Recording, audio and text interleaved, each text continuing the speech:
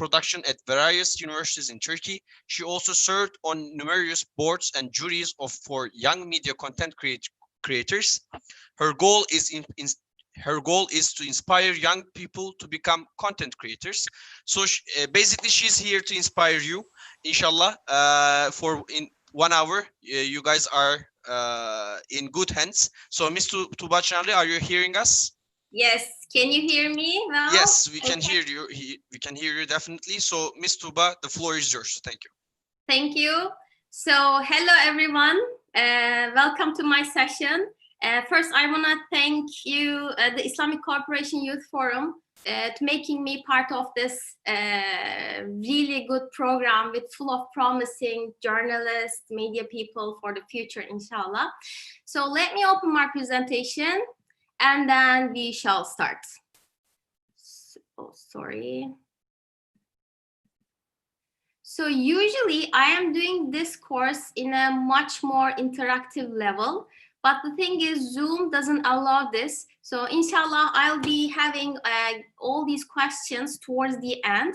And then if you have a question which really want to ask, you can ask in the chat session. And then inshallah, maybe Enes and Hilal can just help me to raise that question to me. So today, I actually need to speak about the youth and the media culture. But the thing is, you guys are the youth, and I'm just kind of part of the media culture. So instead of explaining how the youth and the young people are important for our digital content or for media companies, I'm going to be giving a little bit more information on how you can empower yourself to be content creators by your own, and then how you can convey your message, your mission to other people. Before starting on to that one, so you are all want to be journalists, already journalists, or media people for the future, right? So my question would be to you, I want you to think, can you think you can be as impactful as big media companies, just by yourself, as person, as just one person? Can you be impactful as big media companies? That's my question. And I'm going to be answering that just in a second. So you guys are known CNN and then BBC News, right? Everyone knows about these two brands working on the media companies. So imagine, just take a guess, make a guess, how many subscribers CNN has, and then how many subscribers BBC News has on YouTube. I'm not going to make you wait a little bit more, but CNN has 10 million followers, and then BBC News has nearly 8 million followers. These are the big media companies with a lot of workers in it, with a lot of big studios and everything. Imagine that kind of big. And then we have these two people. That name is Phil DeFranco. Philip DeFranco is actually having for 10 years, and 5 days a week he is doing a news highlights of the day. In his living room, he's sitting on a couch, on a sofa, and then giving you the news of that day. He's much more America-centric because he's an American person, but still one person doing gathering all the news and then giving you all the information. And then there's PewDiePie. Probably most of you know who PewDiePie is, but PewDiePie is making 2 or 1 daily videos for the 10 years, including the weekends as well. So take a guess, how many followers do they have on YouTube? Phil DeFranco has 6 million, nearly 6.5 million followers, and then PewDiePie, I'm going to be talking about PewDiePie much more detail in a little bit later, but he has 105 million followers on YouTube. So let me go back. CNN has 10 million, BBC has 8 million, and this one person has 7 million. So BBC is just huge corporation. And then Phil DeFranco, right now, he's just building his own studios and stuff, but still maximum amount of people he can employ is still 50 or something, right? So another example, if you can be powerful as big media organizations. So Vlogbrothers, they are count as the grandfathers of YouTube because they are doing this YouTube thing. They are creating YouTube videos from the very beginning of YouTube, from 2005. So one of them starts getting very interested in what's happening in Egypt, and then he did a video on what's happening in Egypt, and then it got 1.1 million followers. And then the same topic actually, and check out how CNN get how many views. It's in Turkish, but in Turkish it means 37,000 views. So here's 37,000 views for a video CNN makes, and then here is 1 million views for just like a one vlogger make. So you have all the power. Okay, so usually when I start this business, we were checking all these big media corporations on what they're doing on Instagram, on the social media platforms, what kind of formulas do they make. And then we have just realized these big media corporations are also copying you guys, like the younger people, they're following closely what you guys are doing on social media platforms, and I'm trying to copy you actually. So imagine, like, I don't know if you're familiar with TikTok or just like using TikTok, but Washington Post is actually quite like enjoyable and fun TikTok account. CNN is starting with their own speakers and anchors to get into the business. Even like the small media corporations like KPRC, they have their own anchors opening their own TikTok accounts. So actually, big media companies start copying you in order to get much more attention, to get much more views, and like reaching to much more wider audiences.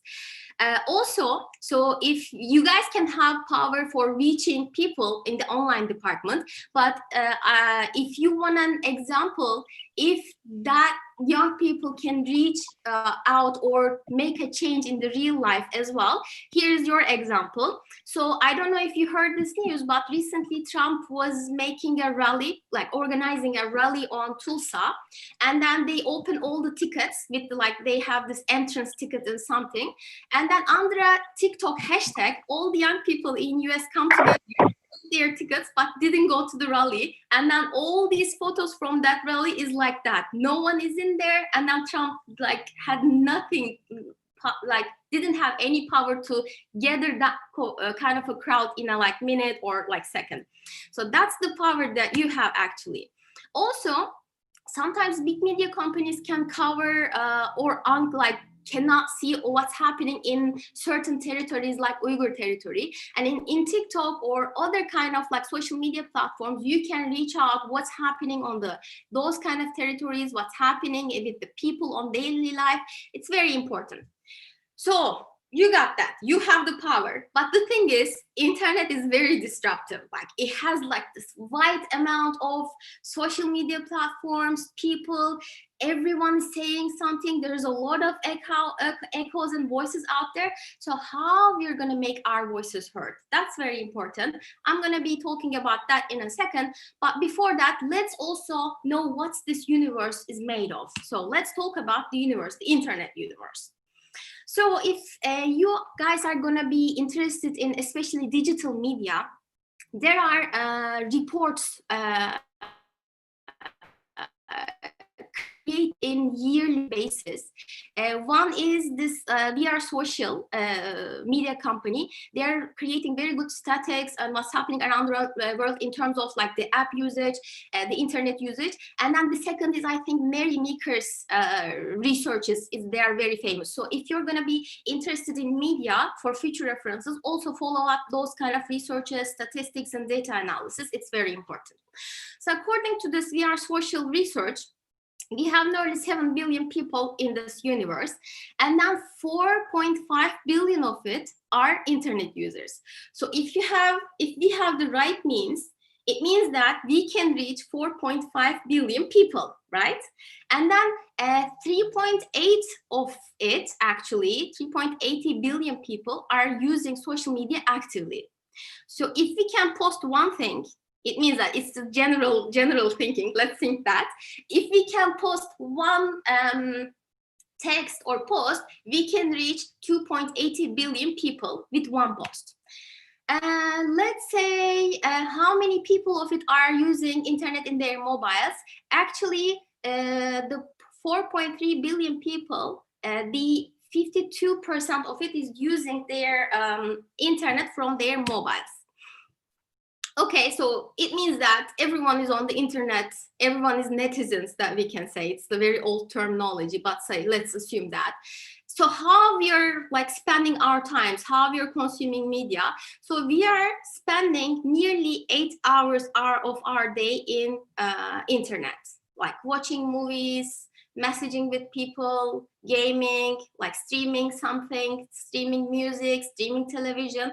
So 7 hours daily. So I'm also checking my data on how much I'm like consuming media on the internet.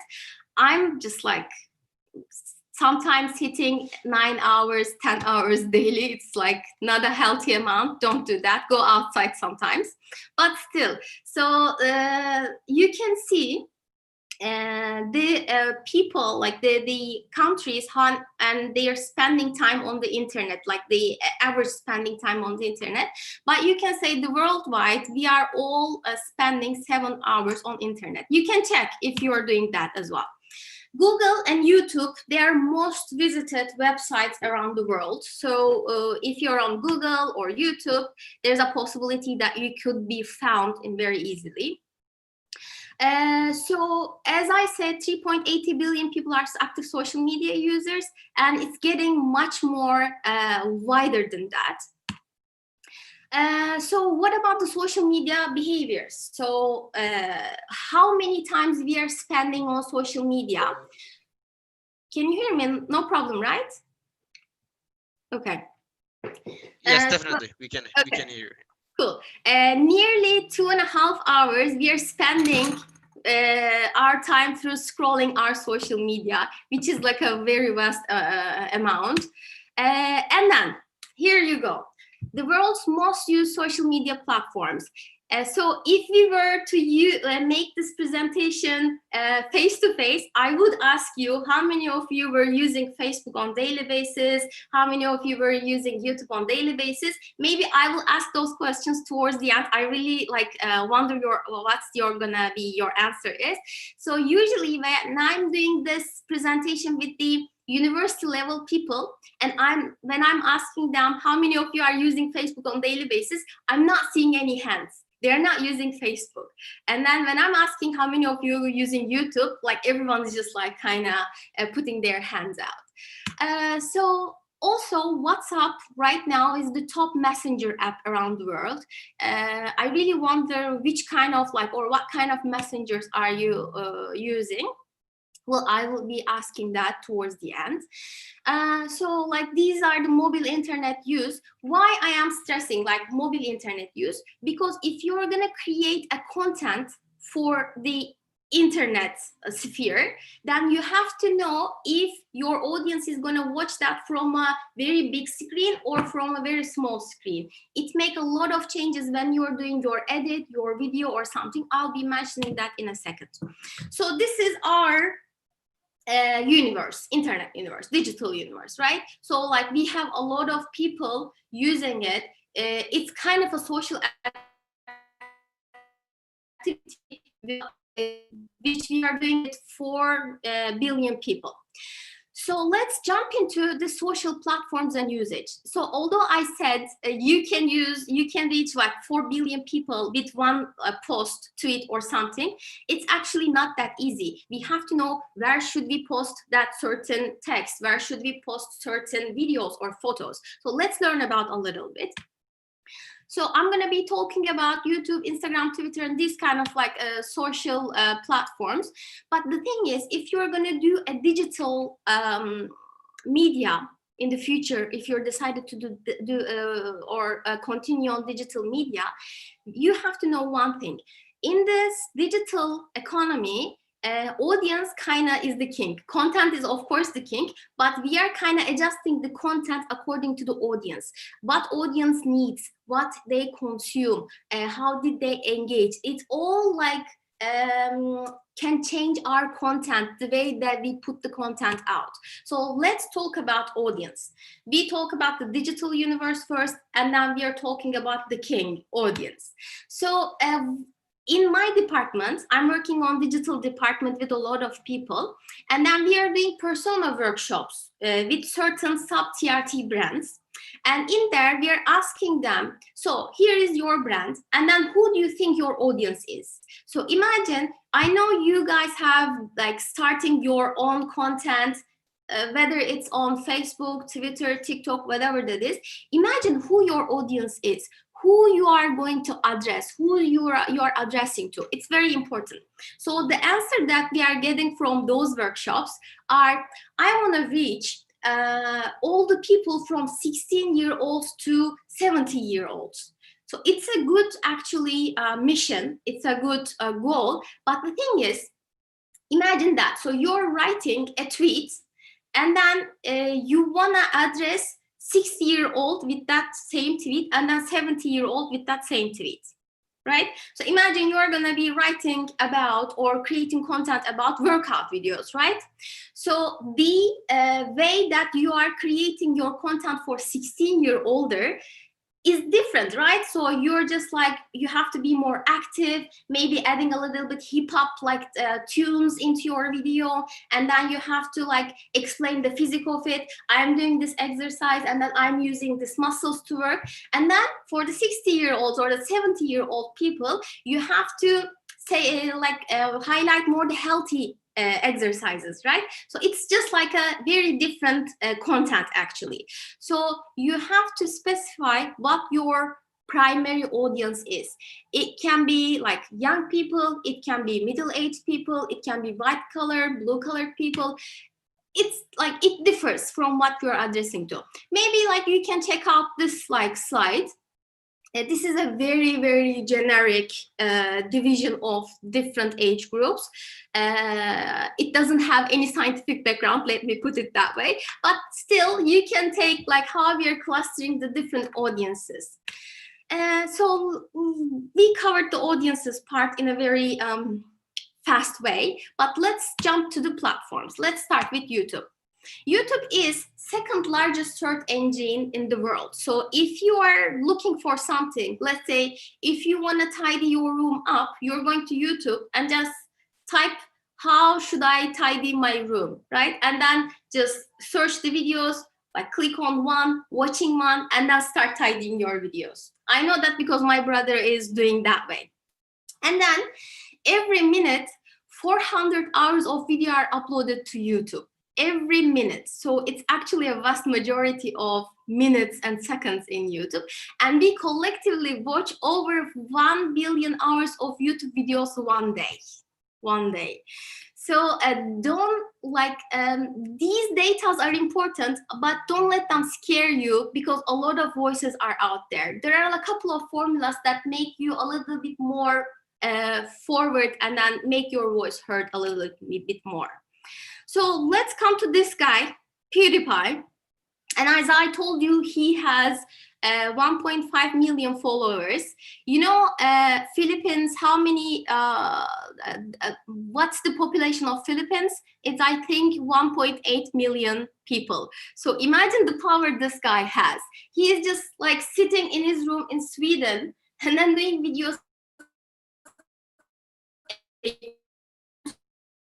Of course, it's a lot of time, actually, it's a long time, but still he has a lot of power.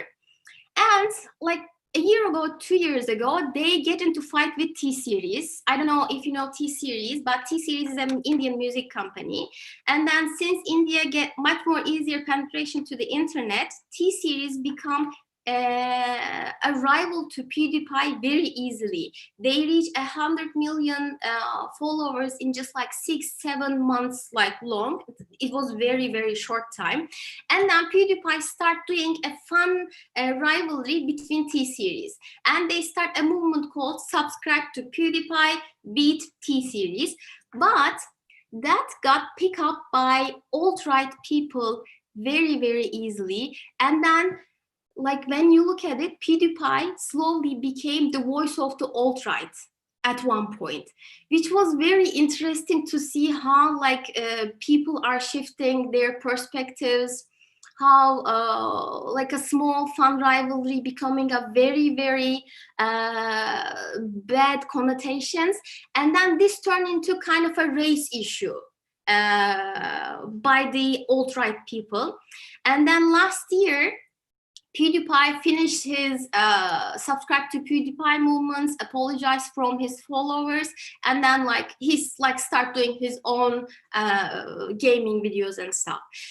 So beware of the power of the PewDiePie, but also beware of the power how he can use his power in a bad way. It has real life effects as well.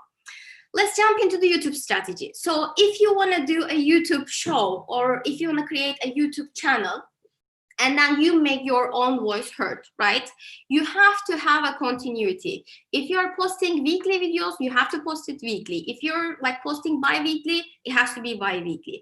And then you have to post your videos at the same time each week or each month, whenever you are posting it. Don't forget to say that subscribe to my channel, like my video. It's like, it sounds lame, I know, none of you like it, but when you hear it, it triggers you to follow that channel. Believe me, it triggers you. And then YouTube is a good place to create a community, actually. So answering all these like comments, liking the comments, asking people to change the video, make the video, or adding subtitles is creating a sense of community for your subscribers and then watchers. It's very important. One thing very, very important is like this, like the only thing that I can say maybe, titles, descriptions, and tags on your YouTube videos. Why they are important? Because YouTube works as a search engine. Meaning, if you are typing a keywords, let's say Egypt, news, etc., and then all these like related videos, or all these videos who has keywords about Egypt, news and stuff, will jump into your home screen. So it's very important to write and add right tags, and then writing a long description so that the search engine can pick you up and then bring to your audience's homepage. And also thumbnails are very important. You have to create more colorful and not to be picked easily thumbnails. I add a couple of examples how you can do YouTube for news. I'll be sharing this presentation with Ömer and Hilal, and then they can just like send it to you so that you can watch those videos. It's impossible to show them on Zoom, so I'm just like passing. So Instagram. Let's say I would ask how many of you are opening your Instagram more than 5 times a day, but I will ask that towards the end. Let's just move forward. So Instagram has more than 5 million daily active users. IG stories are being seen more than 500 million. We collectively upload more than 100 million of videos and photos to Instagram. It has 25 million business profiles. Instagram is turning into kind of a much more business-oriented social media platform. I will show you like a couple of business opportunities in a second. Just bear with me. So you can give your ads on Instagram, or you can take some ads from certain companies through Instagram or through your Instagram account. As I told you, those are the Instagram statistics. One thing which was very interesting to me is this: the gender mix on Instagram looks like pretty even. I always much more oriented, but it's not. It's like one of the very interesting data for me. And then actually Instagram create their own businesses, the influencers. I don't know if we have any influencers with us right now. I would really want to like sit and chat with them maybe later, inshallah, if you send me a message. So influencers is kind of now a new economy in the digital media sphere.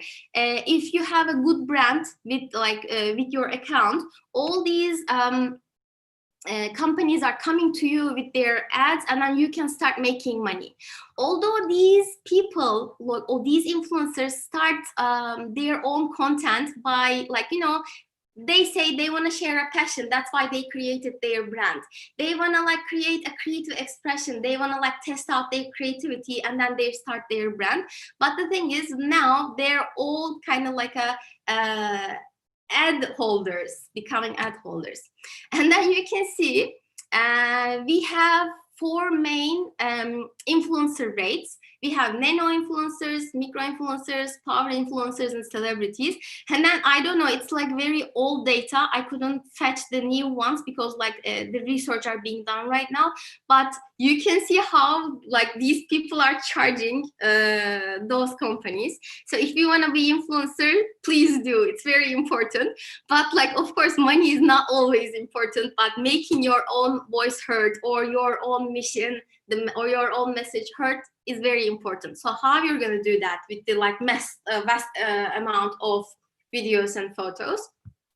So if you have an Instagram account or if you have your company's Instagram account, let's say, you have to post minimum 3-4 posts in a day. So it's just like if you make a formula out of this, it's 1 in every 8 hours actually. Your publishing schedules is very important. So you have to try to publish the same hours, the same days and stuff. So don't forget that. Videos, if you are shooting a video for Instagram, don't forget to shoot it or edit it in a square format while everyone is watching square format. For videos, you can put thumbnails in front of your videos to make it much more clickable. It's very important. And then photos, while you are taking and uploading photos, make sure they are also in square format or Instagram format. There are a lot of like free apps that you can even measure your own photos according to Instagram. So you can check out those app stores from your phones also. Also, make sure you get in touch or engage with your audiences as well. So if you are asking a question to your audience, make sure you also read those comments, maybe like some of them, maybe answer some of them. They are very important. Instagram is an algorithm, so it works with tags and stuff. Don't forget your tags. Tags are very important, again, for Instagram as well. Also, with posts in Instagram, you can gain more followers, but to make those followers stay, you have to use the story. So how you're going to use the story? You can create some polls, tests, Instagram shows. This is an Instagram news show from TRT Arabic. It's very cool.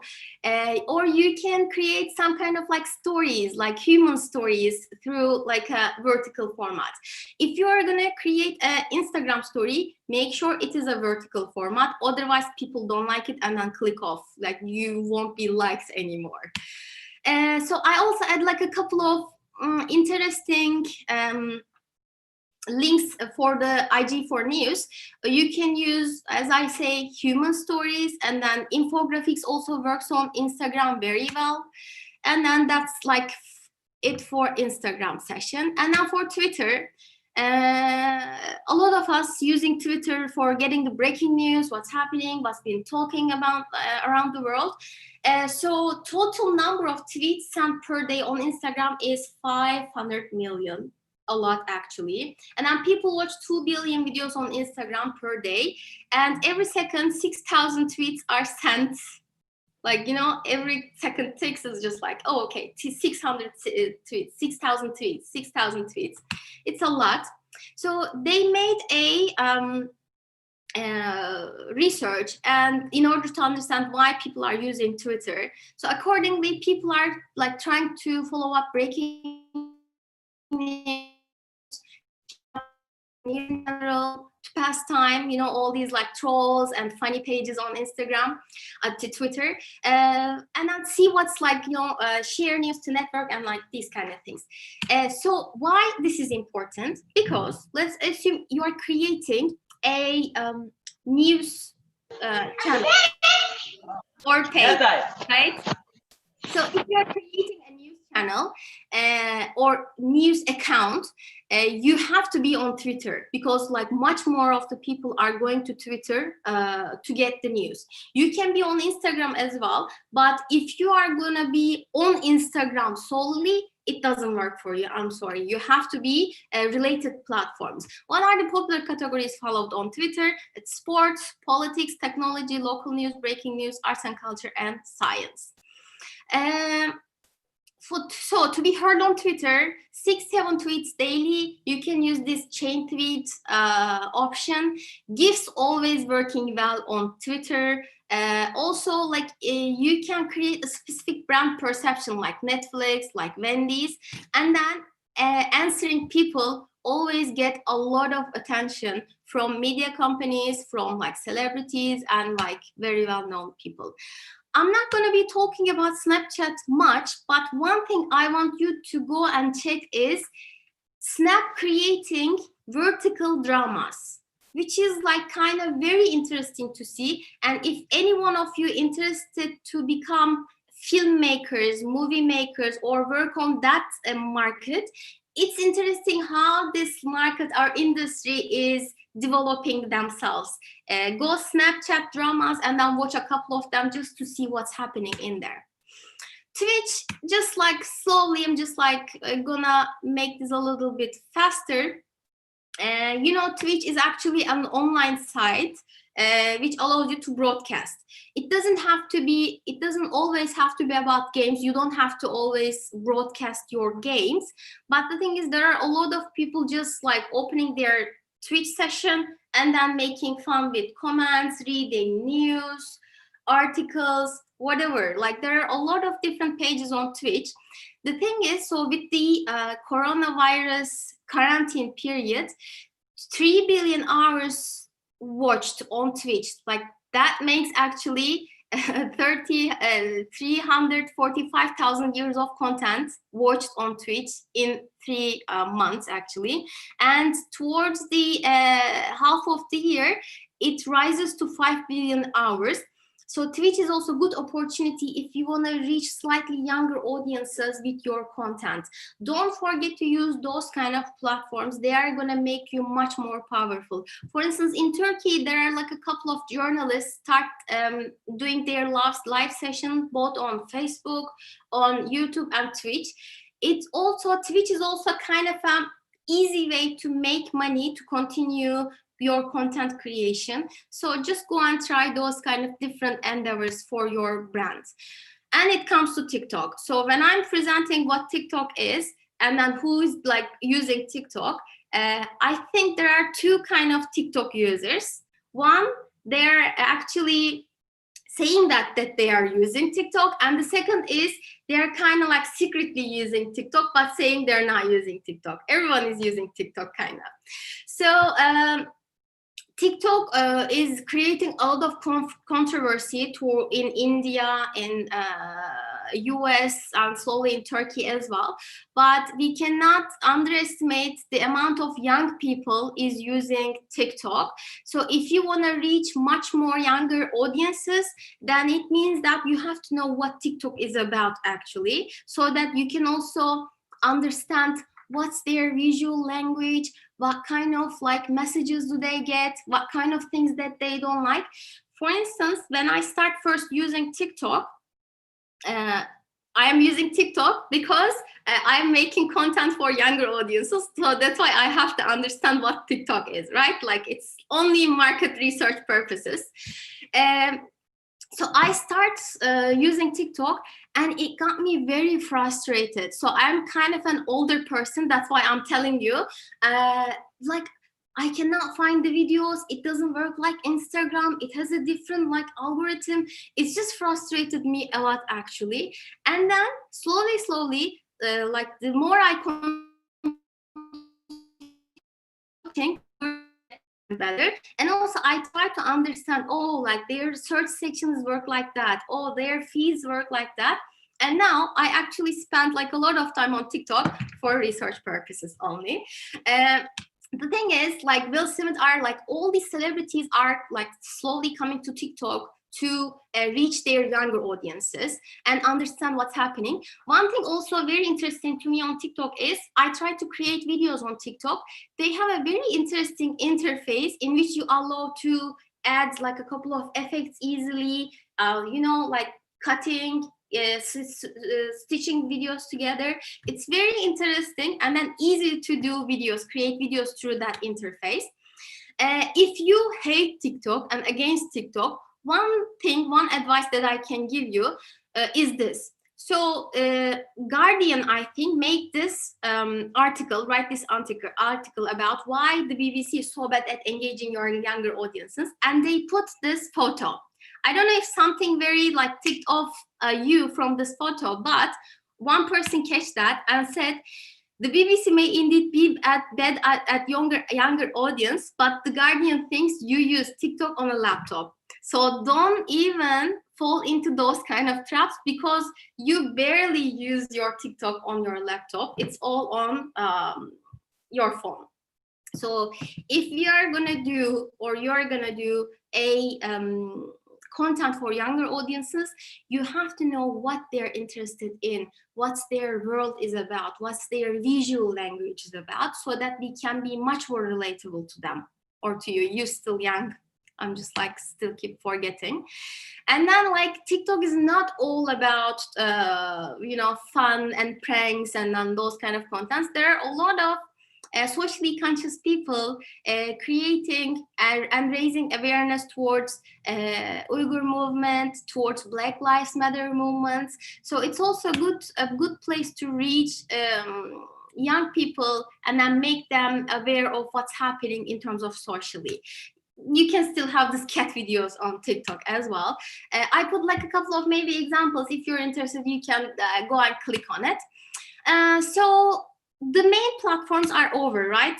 Netflix, I add Netflix because if you're gonna be a movie creator, or if you wanna like continue on that path, you can create shows, series, and then sell it to Netflix. That's also like another opportunity. But towards the end, all these streaming platforms, it's just kind of it's supposed to make us much more healthy, but towards the end, we ended up binge watching one video after another, not just Netflix, but like all these streaming platforms and even YouTube and TikTok itself. So I want to also mention one more thing. If you don't want to be shown in front of the camera, I get that. Like it's possible. Not everyone loves cameras. Then you can do a podcast to raise or to convey your message. How to do a podcast? It's very easy. All you need is a microphone and then like a free online audio editing tool. Just go into Google or whatever search engine you're using, type free audio editing tool, and then you can edit whatever online, like whatever audio recordings that you have. One of the examples that I really like is Joe Rogan. He is creating videos which are more than 3 hours long, and then they all got more than 1 million, 2 million views. Maybe it's good for you to revise, watch, and understand why that makes him, what is making him so interesting, and then makes people stay and watch longer content for 3 hours. We also in TRT realized that in Turkey, a lot of people start consuming more content in the audio side. And then we start creating our own radio theaters, our own online audio books and stuff, and then created a very new applications called TRT Dinle, which is like similar to Spotify, but it has also audiobooks and radio theaters as well. Memes and GIFs. So if I get that, you don't want to be in front of the camera, it's okay. You don't want to be like creating podcasts and stuff, it's okay. But no one can stop you from creating GIFs and memes. What memes are actually right now the very tiny particles of the digital culture. So every movie that are made, every TV show that are made, they are creating their own GIFs and then uploading them to Giphy, to Tenor, or like similar GIF platforms. Why we are using GIFs? In order to explain certain emotions more than like few words, instead of writing and typing them, typing those words and send them to our recipient, you're just sending gifts. For instance, this eyvallah, this goodbye, my friend, or in a funny way, if I see desserts the way I became, these kind of things. So you all can create gifts. For instance, why at TRT we are creating gifts? Because I don't know how many of you using GIFs while talking in messaging apps. So right now the younger people are switching to stickers, I think. I will check towards the end. But the thing is, all of the people in Turkey right now still sending gifts to each other. And then while sending gifts, you know this tiny logo in here? Like it means that if they send this gift, we are becoming a part of their daily talk, daily culture, daily life. It's very important to raise this brand awareness in this way. Also, do you guys know who these people are? They were very famous in Corona times. It's called funeral meme, actually. So with this one, I don't know if any of you follow that, but there was a These guys are my favorite, by the way. really. Yes, these guys are my favorite. So yeah, by far. So actually, the story of this meme was there was a funeral tradition in one, like I couldn't remember the country. Ghana. Ghana. Ghana, Okay, in yes. Ghana. And then I don't know how, but in Corona times they got very viral on Twitter and on Instagram. And then they got the reference: if you do something wrong, you will be died. These people, if I send you the photo, it means that you're in danger zone and there's a threat in your life. It's very interesting how one photo can give you a reference to a really like big story. This is the story of our maybe like last our 6 months, right? The Corona times. So we cover the audience, we cover the platform, we cover the content. But one thing we didn't cover, which is very important, is the mission. So Baudrillard says we live in a world where there is more and more information and less meaning, right? So as the young people, you shouldn't even lose that meaning. That meaning is very important, and that meaning will make your audience connect to you more and more. That meaning will create a community sense around your audience and your brand. Your mission can be as simple as making your brand popular. That's also a mission, but it can be also changing the perception of refugees in news, making family values cool again, raising awareness about like the environment, certain things, promoting healthy lifestyle in your country. But you should have a mission before you start creating your own brand, your own media brand, your own content. That mission is very important. And if those things, content, mission, right platform, right audiences come together, it creates the amazing content. And that's it for me. I think I'm on time, right? Yes, we have 15 minutes left for question and answer session. Yes. Before we move on that, I would like to mention some of my experience. I've been also in Twitch for like I had a small journey in Twitch. Actually, this is one of the biggest I think a platform that as Miss Tuba mentioned, that you can influence people. I remember back in 2019, one streamer called Ninja, he made a live session with the singer Drake, and I think they got like live views reached to 1.5 million. So it was like for 10 hours they been viewed by 1.5 million live. So it was like a huge influence I can see. And following that month, that person Ninja has been viewed by nearly 500,000. So it was quite like an huge, like a, how can I say, a snowball effect. And now they're quite popular in the US. They are more popular than the artists, maybe like the singers that we know, because now the young generation, they are now following these kind of people, and all the things they do. I remember when I was a kid, when I was playing video games, my family was, you know, angry with me. They were telling me, okay, spend your time to read books, make research or your studies, don't play games. But now playing game is becoming a career that you can make a tons of money of. So now that's like a, you know, a strange way to as you can say, influence people as well. So without any further ado, let me get some questions from our audience, starting with Mr. Musab Kazi from India. Mr. Musab, do you hear us? I do. Assalamu alaikum Yes. wa rahmatullahi wa barakatuh. Alaikum salam. Please, you can Uh, address your question. uh, uh, I have a lot of questions, but I'll try to limit to just one. The thing about a lot of platforms such as TikTok is that they are indeed quite popular among younger audiences. But for creators who are out there to create content related to supposedly serious topics, let's say news, politics, how can they make use of such platforms which are supposedly about fun stuff? Okay. So it's actually not all about fun stuff. I have seen great couple of examples of very informative, educative, scientific content when I'm just like scrolling through my feed on TikTok.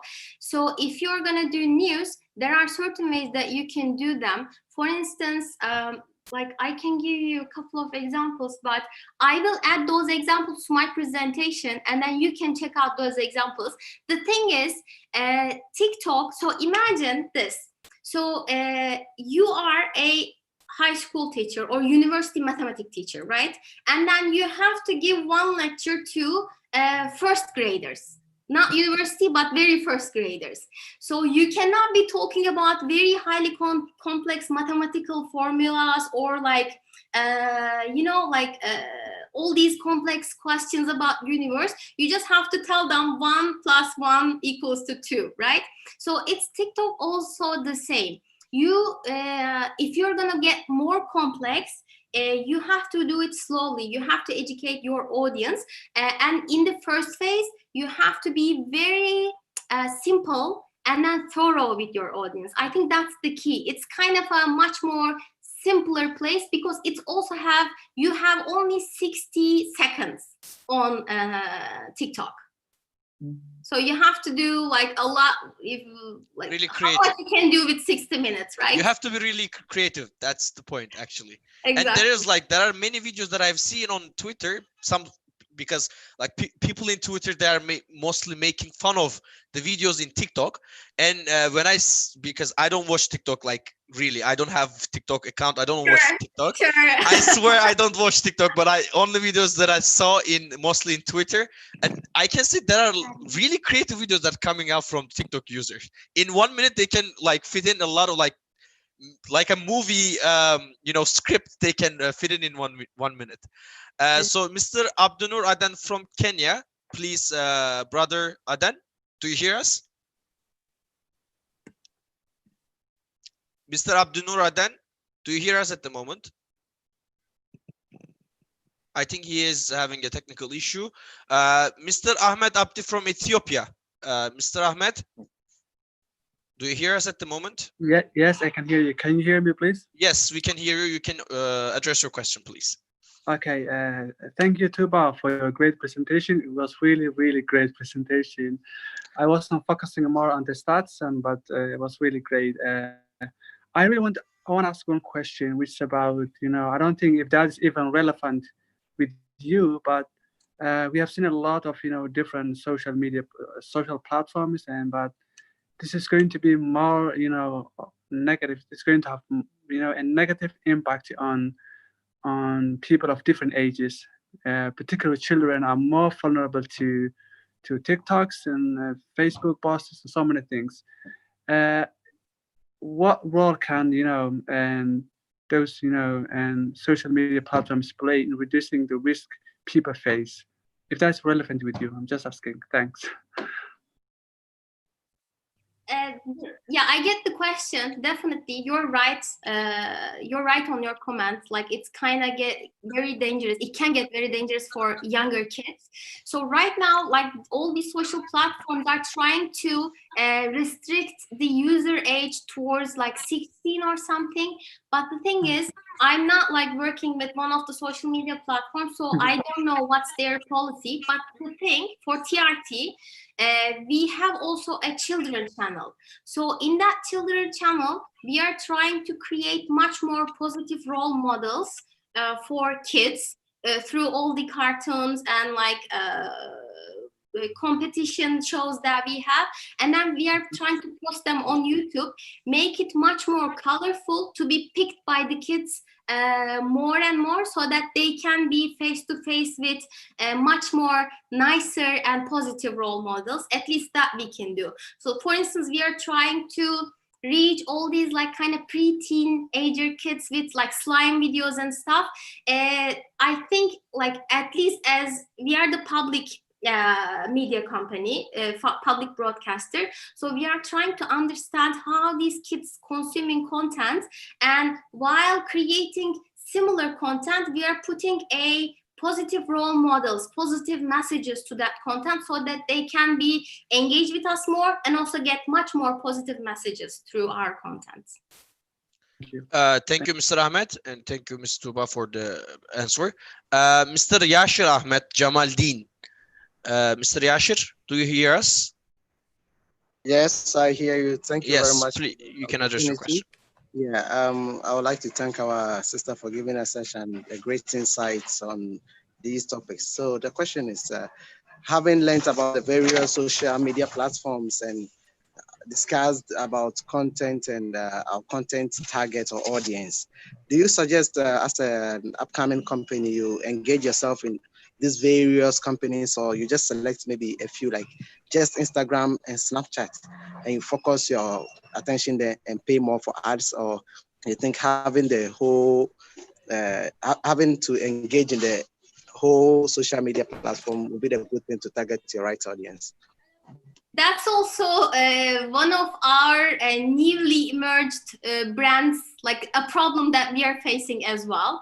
But what's your content? If your content is relatable for Instagram, Instagram is used by everyone. So you should be on Instagram. But like if you are like less newsy, let's say, you don't have to be in Twitter. And then like you don't have to spend a lot of money and effort on making Twitter. One thing we are doing is we are not creating different content. Like let's say we are not putting one content on Twitter and like another one, creating another one and putting up on Facebook. We are kind of changing the messaging slightly. For instance, the photos are the same for our TRT sub-brands. Photos are the same, but we are changing the messaging slightly and then posting it on Facebook. Changing the messaging slightly, posting on Twitter. Changing the messaging slightly, posting on Instagram. But if you can pay money for Instagram or the platform that you choose, and also continue posting the other platforms by slightly changes, and it doesn't make a lot of time of yours. Thank you, brother Yashir. And last, but maybe we can take two more questions. Mr. Musa Modeste from Burundi. Mr. Musa, do you hear us? Yes, I can hear you. Yes, you can address your question. Mr. Musa. Yeah, my question is about audience. Do you think which language can we use in the message, for example, in by using those YouTube channel, Instagram channel? But as I think the most important is which language were you going to do, because it's very important. For example, you are living in Turkey and you are searching for Turkish audience. You should make your videos or your stories in Turkish language. But otherwise, you will not find more audience. Is it? How can we do? You have to. What should we do about that? Yeah. It's also kind of related with your content and the audience that you're gonna meet, also your mission. So let's say I have a mission, like I wanna make family values cool again in Turkey. That's my mission. If that's my mission is about that, then my content has to be in Turkish. But if you like, let's say I wanna make much more positive connotation of the new refugees in the news, then I have to make my content in English. So it's about the content that you're gonna make and then the mission that you have. Also, so there is this thing, like if you want to be a big fish in a small pond or a small fish in a big pond, it's also like different. So there are a lot of people doing a lot of content in English, but if you choose your own local tongue, or if you local language or your own language, it will give you much more opportunity to reach your people as well. I think we can take one last question of today's session, unfortunately due to the time constraints. Mr. Sakaria Nur from Somali.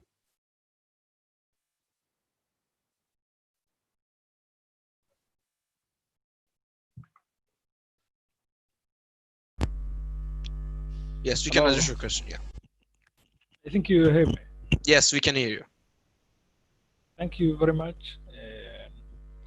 First, before I ask my question, let me thank you for your good presentation. My question is, to improve the social media culture, do we need the government is to control the social media as some governments do it now? Thank you very much. Thank you, Mr. Sakaria. The question is clear, Ms. Tuba. Is the question about the government's take on the social media, or I think he said social media. I think the question is the government should control the social media in order to improve the quality of the contents, right? That's also the discussion we are having in Turkey as well. There are a lot of negativity in social media, I can say, a lot of social bullying going on in social media in Turkey as well. So I'm thinking for now in Turkey, we are trying to bring all these representatives of these like social media platforms in Turkey, because right now, while we are creating a social media content, and if there's a problematic one attacking us, targeting us, or any other people, we cannot find any representatives of these social media platforms out there. We're just like trying to reach Google, trying to reach Twitter. We couldn't. So right now with the new social media rules and stuff, we are trying to bring their representatives here so that we have one like responsible person that can answer our requests and demands and stuff. So I think it's not bad to ruling of the government to a certain degree in social media, because social bullying instances are really, really severe at some cases. With having this said, we come to a conclusion for the first session of today. Of course, we have another session after 10 minutes.